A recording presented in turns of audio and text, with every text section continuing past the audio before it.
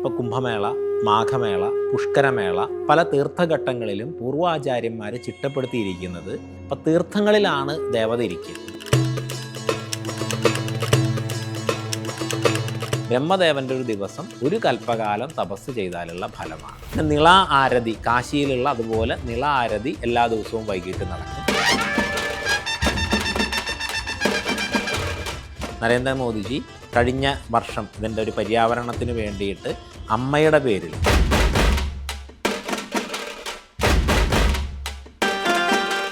Transgenders ആയിട്ടുള്ള സന്യാസിമാർ ഭാരതത്തിലുണ്ട്, transgenders ആയിട്ടുള്ള മഹാമണ്ഡലേശ്വരന്മാർ ഭാരതത്തിലുണ്ട്. മുഴുവൻ പരമ്പരകളും അവരെ നമസ്കരിക്കുന്നുണ്ട്.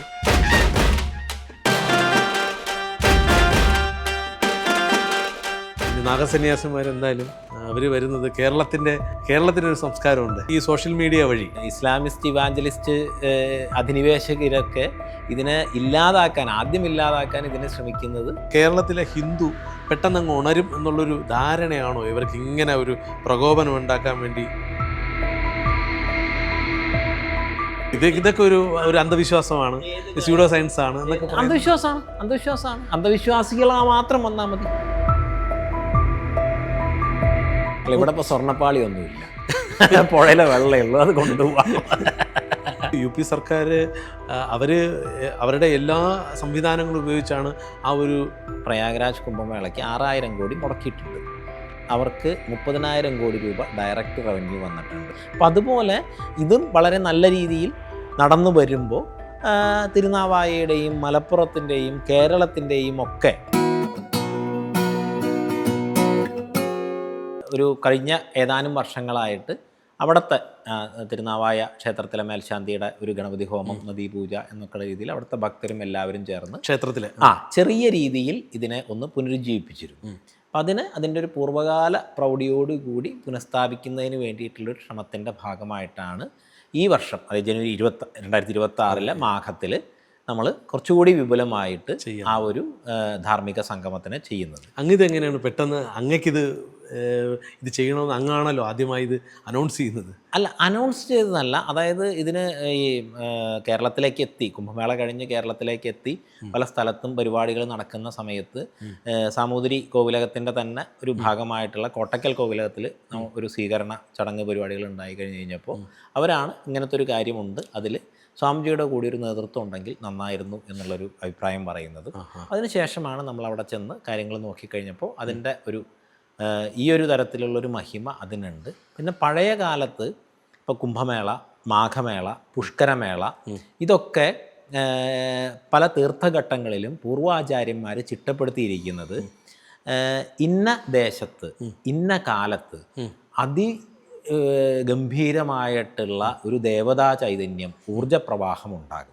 അപ്പം തീർത്ഥങ്ങളിലാണ് ദേവത ഇരിക്കുക. അപ്പോൾ തീർത്ഥങ്ങളുടെ കരയിൽ ഒരു ക്ഷേത്രം ഉണ്ടെങ്കിൽ ആ ദേവത, ഈ തീർത്ഥത്തിലുള്ള ദേവത ഇന്നതാണെന്ന് നമുക്ക് വെളിവാക്കി തരുന്നത്. അപ്പോൾ ക്ഷേത്ര ദർശനത്തിനേക്കാൾ പ്രാധാന്യം തീർത്ഥസ്നാനത്തിനാണ്. നമ്മൾ കാശിയിലോ മറ്റുള്ള സ്ഥലങ്ങളിലോ പോയി കഴിഞ്ഞ് കഴിഞ്ഞാൽ തീർത്ഥമാണ്, ഗംഗാതീർത്ഥമാണ് കൊണ്ടുവരിക. കാശിയിൽ നിന്ന് കൊണ്ടുവരില്ല, കാശിയിൽ തർപ്പണം ചെയ്യുന്ന ജലമായതുകൊണ്ട്. ബാക്കി എല്ലാ സ്ഥലങ്ങളിൽ നിന്നും പ്രയാഗിൽ നിന്നും ഒക്കെയാണെന്നുണ്ടെങ്കിൽ ഗംഗാതീർത്ഥമാണ് കൊണ്ടുവരിക. അല്ലെങ്കിൽ യമുനയിൽ നിന്ന് യമുനാ തീർത്ഥം, ഗോദാവരി തീർത്ഥം, ഇപ്പോൾ നമ്മൾ രാമേശ്വരത്ത് പോകുമ്പോൾ അവിടെ നിന്ന് കോടി തീർത്ഥം, അങ്ങനെയുള്ള തീർത്ഥമാണ് നമ്മൾ. കാരണം തീർത്ഥത്തിലാണ് ആ ദേവത ഇരിക്കുന്നത്. നമ്മുടെ ജീവൻ്റെ ആധാരം, പ്രാണൻ്റെ ആധാരം തീർച്ചയായും ജലത്തിലായി കഴിഞ്ഞു. അതെ. അപ്പോൾ ആ തീർത്ഥത്തിൽ സ്നാനം ചെയ്തുകൊണ്ട് ആ സമയത്ത് ആ തീർത്ഥത്തിൽ സ്നാനം ചെയ്ത് അവിടെ ജപമോ പാരായണമോ നിത്യാനുഷ്ഠാനങ്ങളോ ഒക്കെ ആയിട്ടുള്ള ആധ്യാത്മിക സാധനയിൽ ഏർപ്പെടുമ്പോൾ ഈ ഊർജ്ജപ്രവാഹം നിങ്ങളുടെ ഉള്ളിലേക്ക് നിങ്ങൾക്ക് അനുഗ്രഹമായിട്ട് പ്രവേശിക്കും.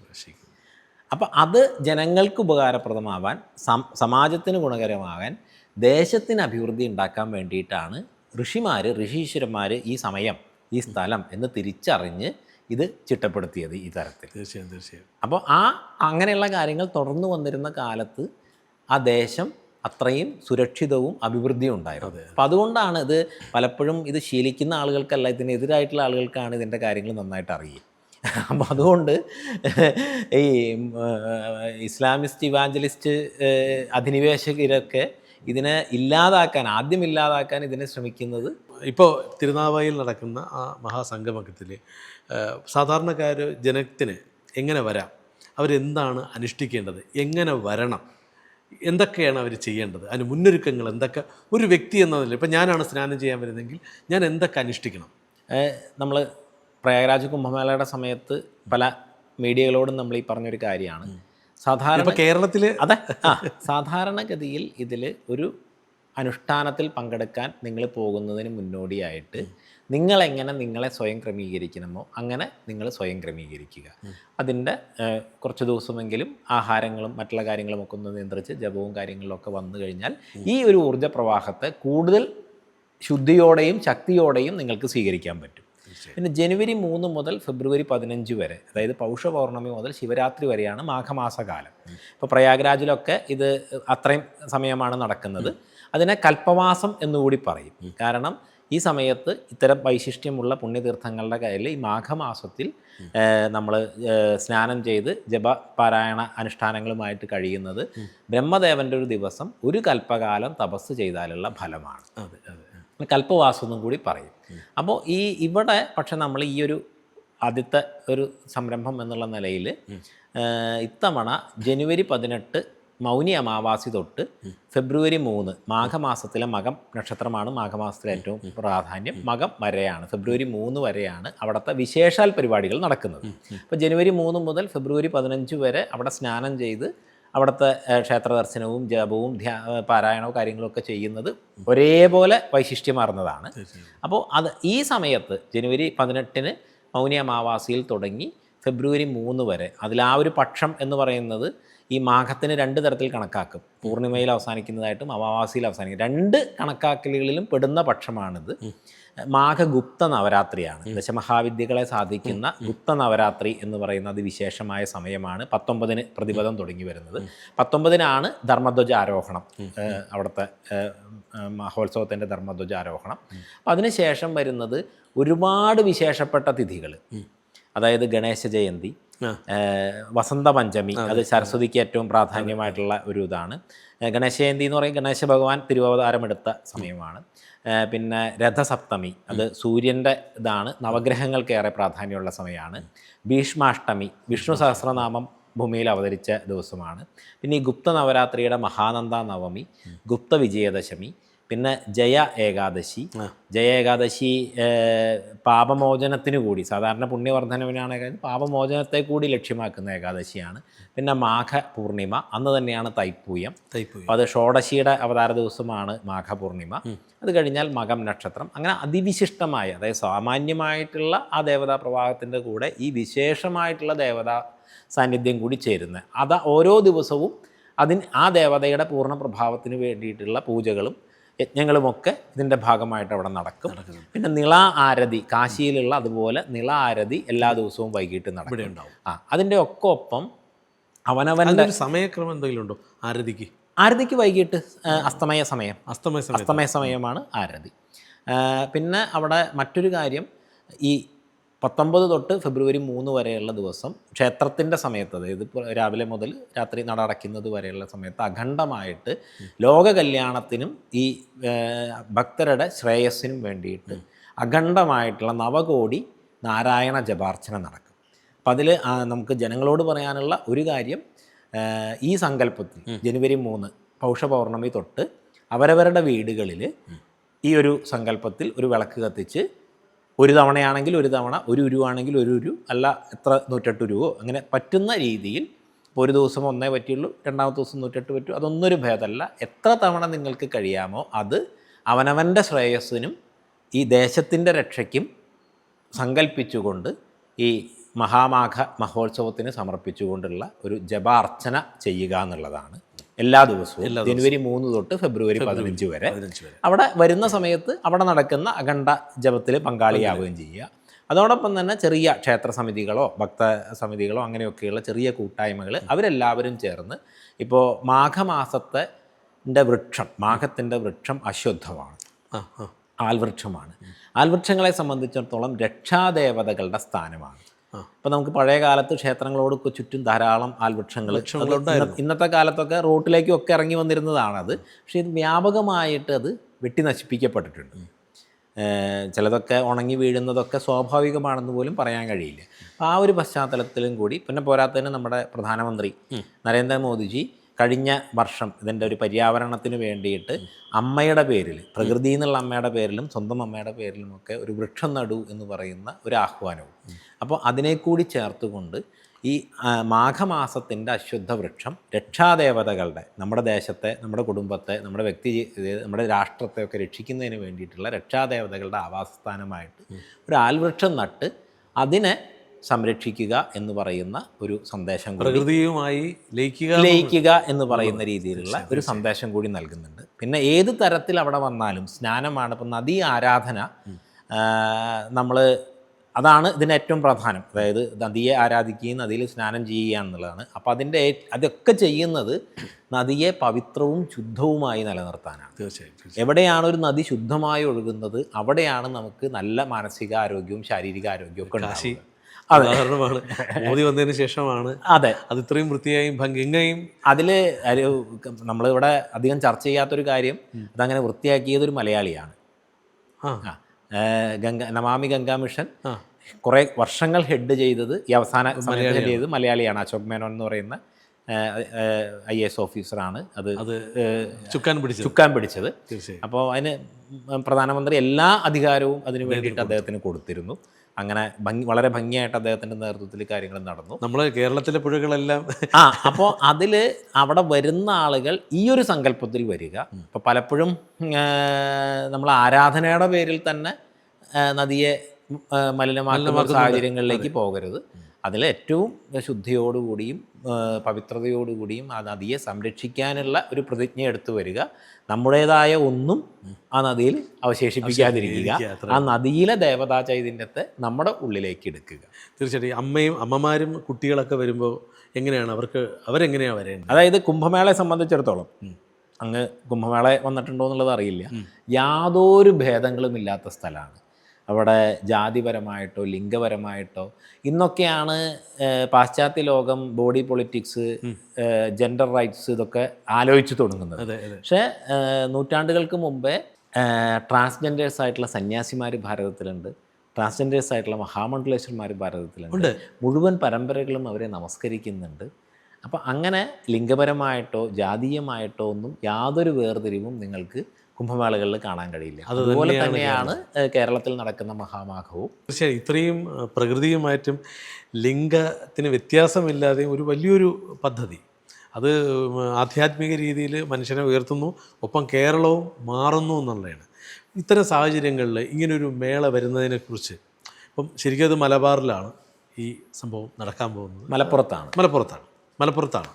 അപ്പോൾ അവിടെ നിന്ന് തന്നെ ഈ സോഷ്യൽ മീഡിയ വഴി പല പ്രകോപനങ്ങളായ രീതിയിൽ നമ്മൾ പറഞ്ഞു, നേരത്തെ ഒരു കമ്മ്യൂണിറ്റി പറഞ്ഞു, അതിൽ ചില വ്യക്തികൾ ഇതിവിടെ നടത്തില്ല, ഇതിങ്ങനെയല്ല, ഇനി നാഗസന്യാസിമാരെന്തായാലും അവർ വരുന്നത് കേരളത്തിനൊരു സംസ്കാരമുണ്ട്, ആ സംസ്കാരത്തിന് ചേരുന്ന രീതിയിലായിരിക്കും എന്നൊക്കെ പല രീതിയിലും പറഞ്ഞു. പിന്നെ പലരെയും ക്ഷണിച്ചില്ല എന്നൊക്കെ പല സൈഡിൽ നിന്നും പല രീതിയിൽ ഒരു നെഗറ്റീവ് കൂടുതൽ സോഷ്യൽ മീഡിയയിലാണ്.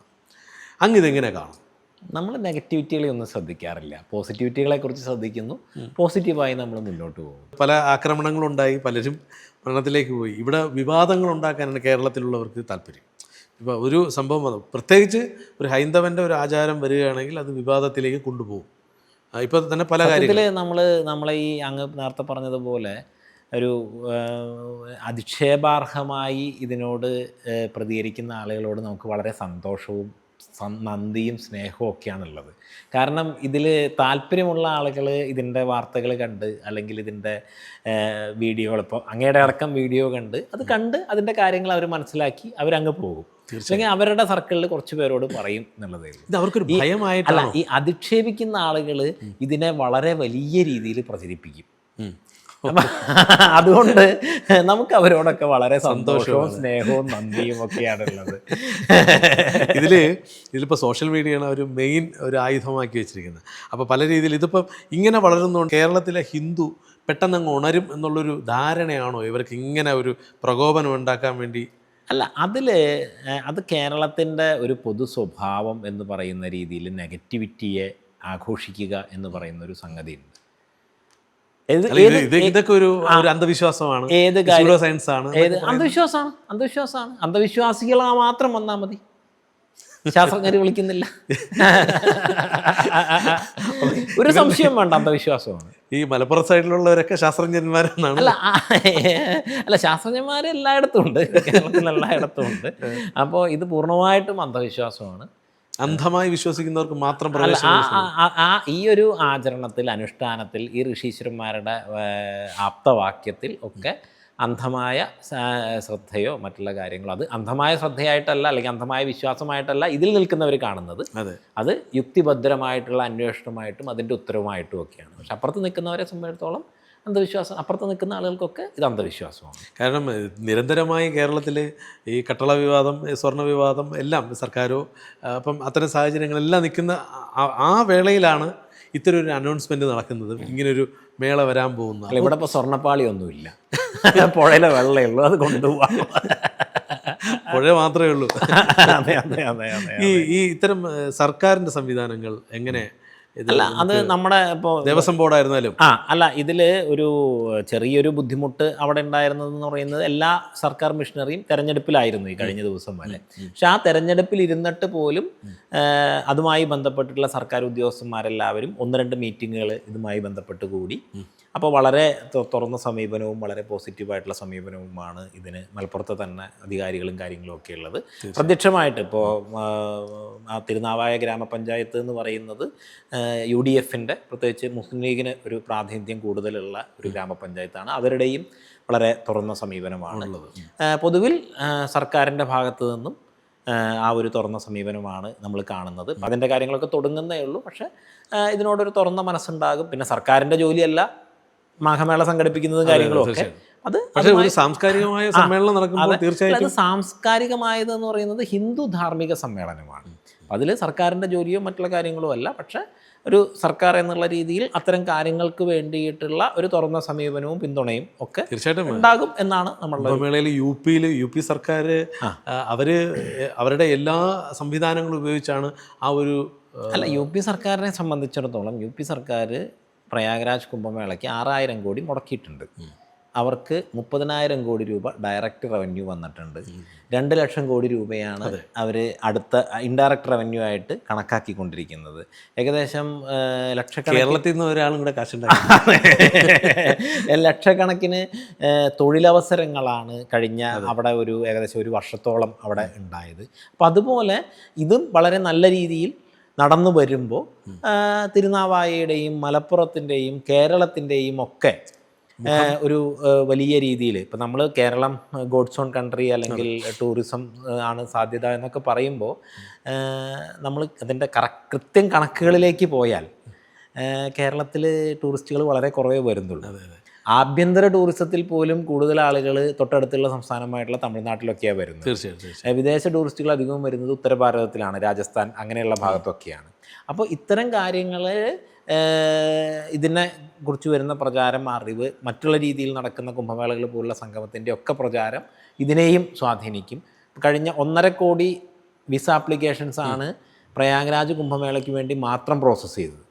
അപ്പോൾ അങ്ങനെ കേരളത്തിൻ്റെ തനിമയെ, കേരളത്തിൻ്റെ സംസ്കാരത്തെ ഒക്കെ ലോകത്തിന് മുമ്പിൽ നമുക്ക് അവതരിപ്പിക്കുന്നതിനുള്ള ഒരു ഗേറ്റ് വേ ആയിട്ട് ഇത് മാറും. അത് സാമൂഹിക സാംസ്കാരിക മേഖലകളിലൊക്കെ ഭംഗിയായി നടത്തിയാൽ, അതായത് സർക്കാരും എല്ലാവരും ചേർന്നുകൊണ്ട് ഭംഗിയായിട്ട് അതിനെ നടത്തിയാൽ. ഇപ്പോൾ UP അതാണ് ചെയ്തത്, പ്രൊഫഷണലി മാനേജ് ചെയ്തു. അവിടെ നമുക്കുണ്ടായ ഒരു സങ്കടം എന്ന് പറയുന്നത് UPയിൽ നിന്നൊക്കെയുള്ള ഗവൺമെൻറ് ഡെലിഗേഷൻ ഇവിടെ വന്നിട്ട് സ്റ്റേറ്റ് ഗവൺമെൻറ്റിന് എല്ലാ സൗകര്യങ്ങളും കൊടുത്തു. പക്ഷെ പോയില്ല. ചെറിയ കേരളത്തിൻ്റെ കലാരൂപങ്ങൾ അവിടെ ഒരു പ്രൊസഷനായിട്ട് പോയി കഴിഞ്ഞാൽ തന്നെ ഒരു ദിവസം 1 ലക്ഷം റീലാണ് വരിക. അത് ലോകം മുഴുവനാണ് സഞ്ചരിക്കുന്നത്. മറ്റ് വിശ്വാസത്തിന്റെ ഘടകങ്ങളൊക്കെ മാറ്റി നിർത്തി കഴിഞ്ഞാൽ നിലനിൽപ്പിന് അത്യാവശ്യ ഘടകമായിരുന്നു അത്. അല്ല, അതുപോലെ തന്നെ ഇപ്പൊ സ്പിരിച്വൽ ടൂറിസം കേരളം ഒട്ടും പ്രൊമോട്ട് ചെയ്യുന്നില്ല. അപ്പം മറ്റ് സംസ്ഥാനങ്ങൾ എടുത്തു കഴിഞ്ഞാൽ അവിടെ അത്യാവശ്യം വരുന്നവർക്ക് തങ്ങാനും. സ്പിരിച്വൽ ടൂറിസം മാറ്റി നിർത്തും. മറ്റ് ടൂറിസം കേന്ദ്രം അല്ല, മറ്റ് ടൂറിസത്തെ എങ്ങനെയാണ് പ്രൊമോട്ട് ചെയ്യുന്നത്? ഞാൻ നേരത്തെ പറഞ്ഞല്ലോ, അതായത് ഇന്ത്യയെ വരുന്ന വിദേശ സഞ്ചാരികളിൽ വളരെ നാമമാത്രമായിട്ടുള്ള ആളുകളാണ് കേരളത്തിൽ വരുന്നത്. തദ്ദേശീയരായിട്ടുള്ള ടൂറിസ്റ്റുകളിലും തമിഴ്നാടിൻ്റെ അത്ര പോലും ഏറ്റവും കൂടുതൽ ആളുകൾ വരുന്നത്. കേന്ദ്രം മുമ്പ് പറഞ്ഞിരുന്നു, കേരളത്തിനെ പോലെ സ്പിരിച്വൽ ടൂറിസത്തിനുള്ള സാധ്യതയുള്ള സ്ഥലം വേറെ ഒരിടത്തുമില്ല. കാലാവസ്ഥയായിരുന്നാലും ഒക്കെ ഇപ്പോൾ മൂന്നാറിലൊക്കെ തന്നെ ഈ അടുത്തുണ്ടായിരുന്ന ടാക്സി ഇഷ്യൂ കാര്യങ്ങളൊക്കെ ഇതൊന്നും സന്ദർശകരെ സ്വാഗതം ചെയ്യുന്ന അന്തരീക്ഷമല്ല. അപ്പം അതിനകത്തൊക്കെ ഒരു ഇച്ഛാശക്തിയോട് കൂടിയിട്ടുള്ള ഇടപെടൽ ഗവൺമെൻറ് ചെയ്യേണ്ടത് അത്തരം കാര്യങ്ങൾ, ഇൻഫ്രാസ്ട്രക്ചർ, മറ്റുള്ള കാര്യങ്ങളുടെ ഇടപെടൽ, ഇതെല്ലാം ഒരു ബിസിനസ്സാണ്. ബിസിനസ് പ്രൊഫഷണലിസത്തോടു കൂടി ഭംഗിയായി ചെയ്യും. ഈ കുംഭമേളയ്ക്ക് എത്ര പേര് പങ്കെടുക്കുമെന്നാണ് അങ്ങ് കണക്കാക്കുന്നത്? അല്ല, അത് ഇപ്പോൾ പ്രയാഗ്രാജ് കുംഭമേളയെ സംബന്ധിച്ചിടത്തോളം പറയുകയാണെങ്കിൽ അവിടെ നമ്മൾ ഏകദേശം ഇത്ര വരും എന്നുള്ളതൊക്കെ ഒരു അതിൽ പൂർവാനുഭവത്തെ വെച്ചുകൊണ്ട് അതിൽ നിന്ന് ഇത്ര ശതമാനം വർദ്ധിക്കും എന്നുള്ള രീതിയിൽ പറയുന്നതാണ്. അർദ്ധകുംഭിൽ ഒരു 30 കോടിയോളം ആളുകൾ വന്നിരുന്നു. അതുകൊണ്ട് അതിൻ്റെ ഒരു ഇപ്പോൾ ഇൻഫ്രാസ്ട്രക്ചറൊക്കെ കൂടിയത് കൊണ്ട് ഒരു 40 കോടിയൊക്കെ വരെ എത്തിയേക്കാം എന്നാണ് അന്ന് കണക്കാക്കിയിരുന്നത്. പക്ഷേ 60 കോടിയോളം ആളുകൾ എത്തി. ഇവിടെ വലിയ രീതിയിലുള്ള പിന്തുണ. കാരണം ഇപ്പോൾ നമ്മൾ ഈ വർഷം ഇപ്പോൾ അയ്യപ്പ സംഗമമൊക്കെ വെച്ചപ്പോൾ അത്രയും ആളുകളുടെ പാർട്ടിസിപ്പേഷൻ ഉണ്ടായിരുന്നു. അതെ, സർക്കാർ പരിപാടിക്ക് ഉണ്ടായില്ല. പക്ഷേ ഈ വർഷം നമ്മൾ ചെറിയ രീതിയിൽ ഒരു കാര്യങ്ങളാണ് ഉദ്ദേശിച്ചിരുന്നത്. പക്ഷേ അതിന് വന്ന വാർത്തയ്ക്ക് തന്നെ വന്ന ഒരു സജ്ജനങ്ങളുടെ ഒരു പിന്തുണ വലിയ രീതിയിലായിരുന്നു. അങ്ങനെയാണ് അത് കുറച്ച് വിപുലമായിട്ട് ഈ വർഷം തന്നെ മാറിയത്. അപ്പോൾ അതിൻ്റെ ഒരു ചെറിയ ആലോചനായോഗം, അപ്പോൾ അത് നമ്മൾ ഇതിൻ്റെ ഭാഗമായിട്ട് ആദ്യമായിട്ട് തിരുനാവായയിൽ ചെന്ന സമയത്ത് ആ സ്ഥലവും കാര്യങ്ങളൊക്കെ കാണുന്നതിന് വേണ്ടി സന്ദർശിക്കാൻ ചെന്ന സമയത്ത് അവിടുത്തെ പ്രാദേശിക പത്രപ്രവർത്തകരൊക്കെ എങ്ങനെയാണ് കാര്യങ്ങൾ എന്ന് പറഞ്ഞപ്പോൾ അത് ഇന്ന ദിവസം ഒരു ചെറിയ ആലോചനായോഗം ഉണ്ട്, അത് കഴിഞ്ഞിട്ട് തീരുമാനിക്കുന്നു പറഞ്ഞ ആലോചനായോഗം അത് ബാംഗ്ലൂരിൽ നിന്നും ചെന്നൈയിൽ നിന്നും മുംബൈയിൽ നിന്നും ഡൽഹിയിൽ നിന്നും ഒക്കെ ആളുകൾ വന്ന് ഒരു വലിയ പൊതുയോഗത്തിന് സമാനമായിട്ട് മാറി. ഒരു ഓഡിറ്റോറിയം നിറച്ച ആളുകളാണ് പല സ്ഥലത്ത് നിന്നും. ഇപ്പോൾ ഈ കഴിഞ്ഞ ദിവസം ഒരു സുപ്രീം കോടതി അഡ്വക്കേറ്റ് അദ്ദേഹം കണ്ടു കഴിഞ്ഞപ്പോൾ പറഞ്ഞ് അവിടെ നിന്ന് നോർത്ത് ഇന്ത്യൻസ് ആയിട്ടുള്ള ആളുകൾ ഒരു വലിയ ഗ്രൂപ്പായിട്ട് ട്രെയിനിൻ്റെയൊക്കെ ബോഗി ബുക്ക് ചെയ്ത് വരുന്നതിനെക്കുറിച്ച് അവർ പ്ലാൻ ചെയ്തുകൊണ്ടിരിക്കുകയാണ് എന്നുള്ളതാണ്. അപ്പോൾ ഇത്രയും ആളുകൾ വരുമ്പോൾ നമുക്ക് അവരുടെ ഈ സ്റ്റേ, ഒരു താമസ സൗകര്യം അതെങ്ങനെ? ഇപ്പം കേരളത്തിൽ വളരെ സ്പേസിന് ഭയങ്കര നല്ല പ്രശ്നമുണ്ട്. അപ്പം ഇതിൻ്റെ സംഘാടകർ എങ്ങനെയായിരിക്കും അത് ക്രമീകരിക്കാൻ ഉദ്ദേശിക്കുന്നത്? ഇത്തവണത്തെ മാഘമഹോത്സവത്തിന് നമ്മൾ അങ്ങനെ ഒരു തീർത്ഥാടകരെ സംബന്ധിച്ചിടത്തോളം ഉള്ളൊരു താമസ വ്യവസ്ഥ ആലോചിക്കുന്നില്ല. അത് വന്നു പോവുക എന്നുള്ള രീതിയിലുള്ള ഒരു ആലോചനയാണ്. അങ്ങനെ വരുന്ന ആളുകളെ സംബന്ധിച്ചിടത്തോളം തൊട്ടടുത്തുള്ള ഗുരുവായൂര്, കുറ്റിപ്പുറത്ത്, തിരൂര്, കോട്ടക്കൽ, കോഴിക്കോട് അങ്ങനെയുള്ള സ്ഥലങ്ങളിലൊക്കെ അവർക്ക് അവരുടേതായിട്ടുള്ള താമസ സൗകര്യങ്ങൾ കണ്ടെത്തി വന്നു പോകാവുന്ന ഒരു ദൂരവും സൗകര്യവും ഒക്കെ കാര്യങ്ങളേ ഉള്ളൂ. പിന്നെ ഈ ക്ഷേത്രത്തിനോട് ചേർന്ന് തന്നെ വളരെ വിശാലമായിട്ടുള്ള മണപ്പുറമാണ്. ആ മണപ്പുറത്താണ് പ്രധാനപ്പെട്ട ക്രമീകരണങ്ങളൊക്കെ നമ്മൾ ഉദ്ദേശിക്കുന്നത്. ക്ഷേത്രത്തിന് മുമ്പിൽ തന്നെ ഏകദേശം 20 ഏക്കറോളം സ്ഥലമുണ്ട്. കഴിഞ്ഞാൽ കുറ്റിപ്പുറം തൊട്ട് ചമ്രവട്ടം വരെ വിശാലമായി കിടക്കുന്ന ഒരു ഭൂപ്രദേശമാണ് അവിടെ ഉള്ളത്. അപ്പോൾ അവിടെ ഭാവിയിൽ ഇതിൻ്റെ വികാസത്തിനാണെങ്കിലും ആ സമയത്ത് ഇപ്പോൾ പ്രയാഗ്രാജിലെ പോലെ തന്നെ താമസ സൗകര്യം തന്നെ പറ്റുന്ന രീതിയിലുള്ള ടെൻറ്റുകളും ഓരോ ആശ്രമങ്ങളുടെ പ്രത്യേക സൗകര്യങ്ങളും ഒക്കെ അവിടെ ഉണ്ടായി വരാനുള്ള ഒരു സൗകര്യം അവിടെയുണ്ട്. പക്ഷേ ഈ വർഷം നമ്മൾ ഫ്ലോട്ടിംഗ് എന്നുള്ള രീതിയിൽ വന്നു പോവുക എന്നുള്ള രീതിയിലാണ് ഉദ്ദേശിച്ചത്. ഈ 18-നും 2 ദിവസം മുമ്പ് തന്നെ അതിൻ്റെ പ്രായശ്ചിത്തം നമ്മൾ അവിടെ ഒരുപാട് മറ്റുള്ള രീതിയിലുള്ള കാര്യങ്ങളൊക്കെ, അതായത് നമ്മൾ ആദ്യം പിതൃക്കളെ തൃപ്തിപ്പെടുത്തി അങ്ങനെയുള്ള കാര്യങ്ങളുണ്ട്. അതെല്ലാം അതിൻ്റെ ഭാഗമായിട്ടുള്ള ചടങ്ങുകളൊക്കെ അത് ഒരുപാട് രക്തം വീഴുന്ന പുഴയും സ്ഥലവുമാണ്. അല്ല, അത് മാത്രമല്ല, ഒരുപാട് വർഷങ്ങൾ മുടങ്ങിക്കിടന്ന അനുഷ്ഠാനങ്ങളാണ്. അവിടെയുള്ള വൈദിക പാരമ്പര്യം, ഇപ്പോൾ തിരുനാവായ യോഗമാണ് കേരളത്തിൻ്റെ വൈദിക സംസ്കൃതിയുടെ ഒരു പ്രധാനപ്പെട്ടത്. അത് നാമാവശേഷമായി എന്നും വേദോച്ചാരണം നടന്നുകൊണ്ടിരുന്നതാണ് അവിടെ. അത് ഇതില്ലാതായി. അപ്പം അതിനെയൊക്കെ, അത്തരം കാര്യങ്ങളുടെയൊക്കെ അതിൻ്റെ എല്ലാ ഒരു ശോചനീയ അവസ്ഥയും ആ പ്രദേശത്തുണ്ട്. അപ്പോൾ ആ തരത്തിലുള്ള കാര്യങ്ങൾക്കൊക്കെ വേണ്ടിയിട്ടുള്ള പ്രായശ്ചിത്തങ്ങൾ 2-3 ദിവസം കഴിഞ്ഞ് ഈ മാഘപ്രതിപദത്തിന് ധർമ്മധ്വജാരോഹണവും ഫെബ്രുവരി 3-ന് എല്ലാവരും ചേർന്നിട്ടുള്ള യതിപൂജ, ഭണ്ഡാര, സ്നാനം എല്ലാം ചേർന്നിട്ട് അവസാനിക്കുകയാണ്. സന്യാസി വര്യന്മാർ എന്തായാലും ഈ മേളയിലേക്ക് വരാൻ സാധ്യത കൂടുതലാണ്. ഇവർക്കൊക്കെ ഉള്ള സുരക്ഷ എങ്ങനെയാണ്? സന്യാസിക്ക് സുരക്ഷയൊന്നും വേണ്ട. അല്ല, ഈ ജനങ്ങൾക്ക് വേണ്ടി വരുമല്ലോ ഈ പോലീസിൻ്റെ ഭാഗത്തുനിന്ന് എന്തെങ്കിലുമൊക്കെ അതാണ് സർക്കാർ സംവിധാനങ്ങൾ. അല്ല, തീർച്ചയായിട്ടും പോലീസൊക്കെ സ്വാഭാവികമായിട്ടും നല്ല രീതിയിലുള്ള അതിൻ്റെ ഇപ്പോൾ മീറ്റിങ്ങിലൊക്കെ അവിടുത്തെ DYSP തുടങ്ങിയിട്ടുള്ള ആളുകളൊക്കെ പങ്കെടുക്കേണ്ടായി. അപ്പോൾ അവരുടെയൊക്കെ രീതിയിലുള്ള നല്ല രീതിയിലുള്ള പിന്തുണയും കാര്യങ്ങളൊക്കെ ഉണ്ട്. അതിന് വേണ്ടിയിട്ടുള്ള അത്യാവശ്യമായിട്ടുള്ള സുരക്ഷയും കാര്യങ്ങളൊക്കെ അവിടെ ഉണ്ടാകും. തിക്കും തിരക്കും വരാൻ സാധ്യത? തിക്കും തിരക്കും എന്നുള്ളതല്ല, വിശാലമായ മണപ്പുറമാണ്, സമയമുണ്ട്, ഫ്ലോട്ടിംഗ് പോപ്പുലേഷനാണ്. അപ്പം അങ്ങനെ ഒരു വലിയ തിക്കും തിരക്കിൻ്റെ ഒന്നും സാഹചര്യത്തിലേക്ക് അവിടെ പോകുന്നില്ല.